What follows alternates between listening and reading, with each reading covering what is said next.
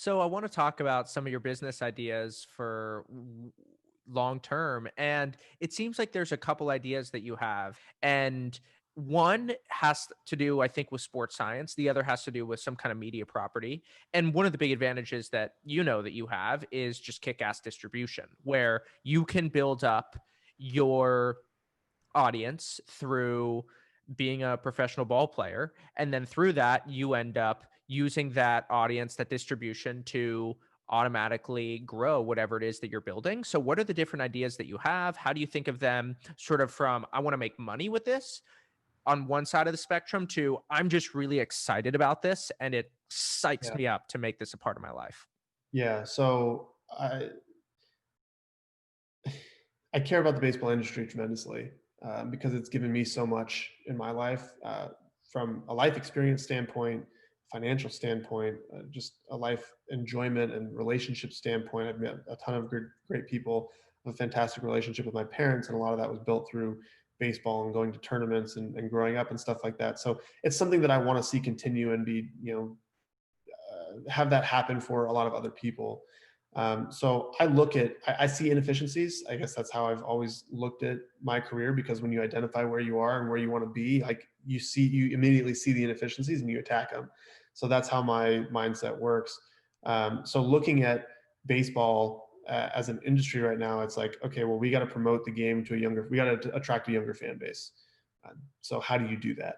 And that's like the media side of things. And I think on the player side of things, well, if players are going to be doing media more to attract a younger fan base, well, then how do you capitalize on that, right? Like, how does that benefit each player? Because some players are motivated by money, some players by the fame, some players by life experience, some players by family, some players by charity.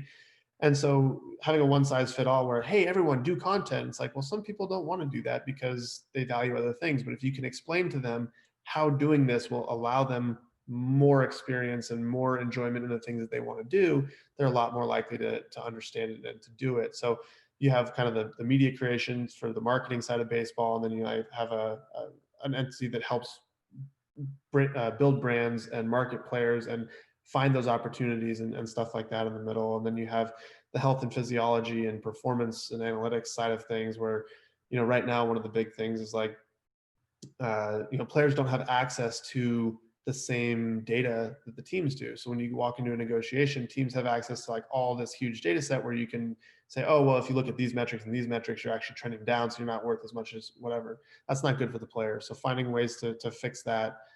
There's a lot of other like issues with data and all that I see going to the future. And then you have player representation, where I mentioned earlier about agencies. Like, nowadays players are valued in a way that's a computer basically spits out like, okay, this player's stats for this, he's this old, these are the trends, these are the underlying metrics, and he's worth X. And the agent walks in and says, oh, we're worth Y. And the team's like, sorry, like it's X, or, we'll find someone else that will take that. So the days of hardcore negotiating for the masses, I'll say, is pretty much gone. Players usually just accept the contracts that they're given. You have stories of players getting the same exact contract offer from 5 different teams, and people will scream collusion. But to me, it's just like, oh, that's what the data says, and everyone's looking at things the same way. So from a player representation standpoint, if I go play better, I get paid more money. Now my agent gets paid more money. If I play worse, I get paid less. My agent gets paid less. I'm like, how does that make any sense? Like, shouldn't the agent get paid for the work that they actually do for me?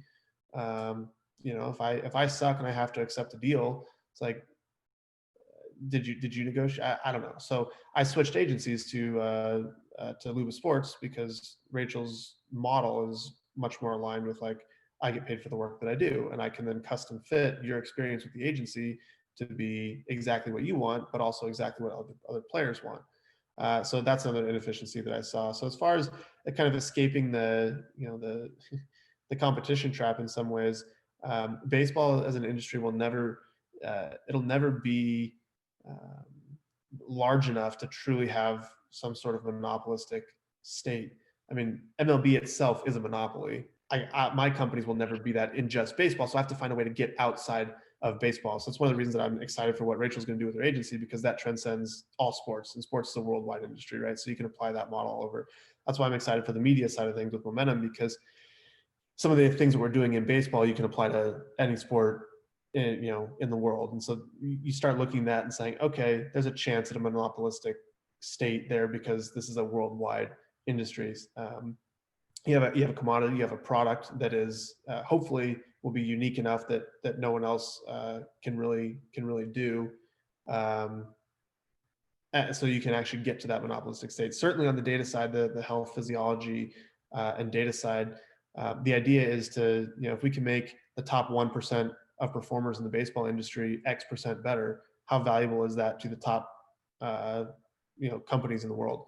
Hey, Apple, I can make your employees 7% better. Like, what is how many? That's how many billions of dollars is that worth to them? Yeah. Like, and of course business is a worldwide industry. So when I see it, I'm like, okay, well, I use baseball as a conduit to change baseball because that's what I'm really passionate about. Give players a better experience. And after I've really rolled the snowball down the hill and it's gaining steam, then I expand to other sports. Then I expand to business. Then you expand outside of the US. And like, that's kind of how I see the progression of it. And who knows if either of them will hit or any of them will hit, but that's how I see it.